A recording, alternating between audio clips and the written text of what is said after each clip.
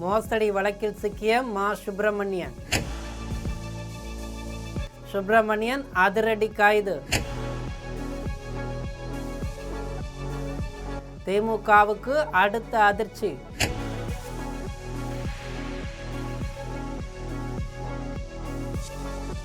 முன்னாள் சுகாதாரத்துறை அமைச்சர் மா. சுப்பிரமணியன் மற்றும் அவரது மனம் கவர்ந்த மனைவி காஞ்சனா மீது சிறப்பு நீதிமன்றம் குற்றச்சாட்டை பதிவு செய்து வச்சு செஞ்சிருக்கக்கூடிய கதையை நம் ஜெம் தொலைக்காட்சி மூலம் பார்க்கலாம்.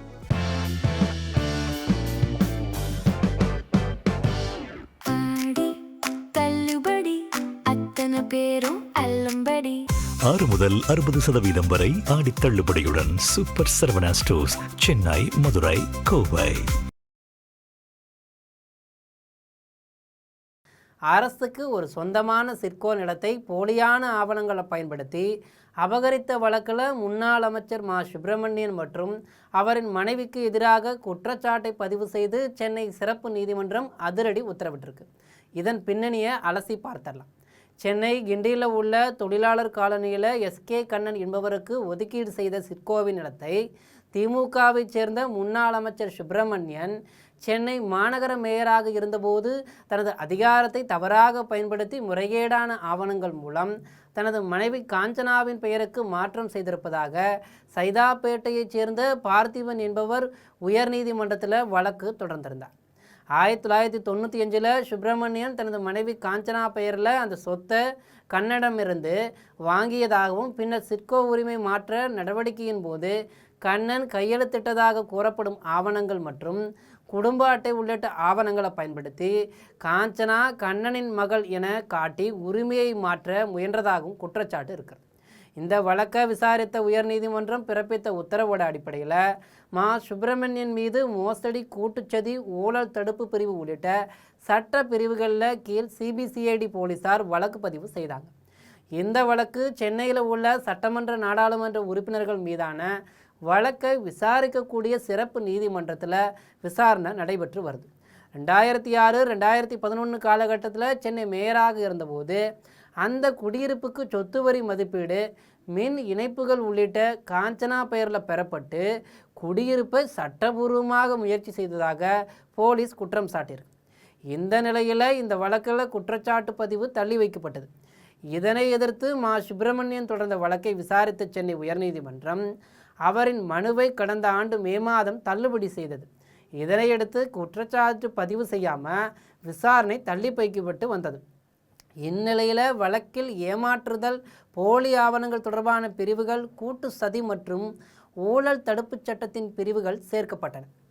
2019 சிபிசிஐடி வழக்கு பதிவு செய்து பின்னர் குற்றப்பத்திரிகை தாக்கல் செய்யப்பட்டது.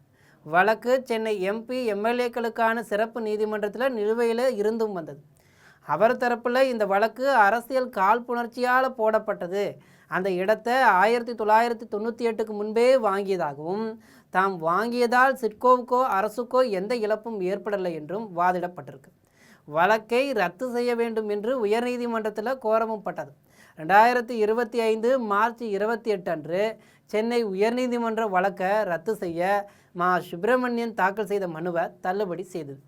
குற்றச்சாட்டுகளை விசாரணை நீதிமன்றம் தொடர்ந்து விசாரிக்க வேண்டும் என்றும் கூறியது.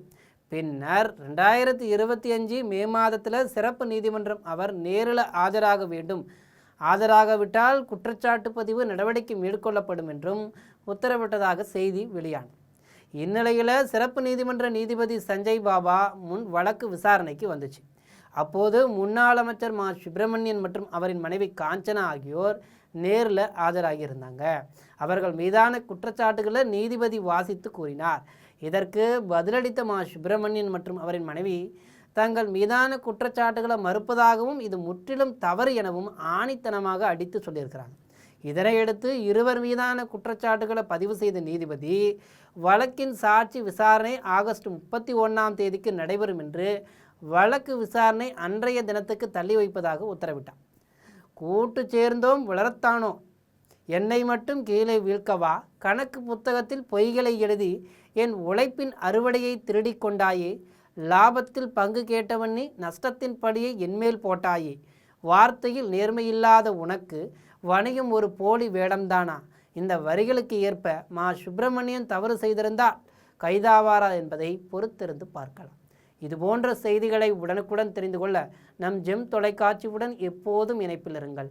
நன்றி, வணக்கம்.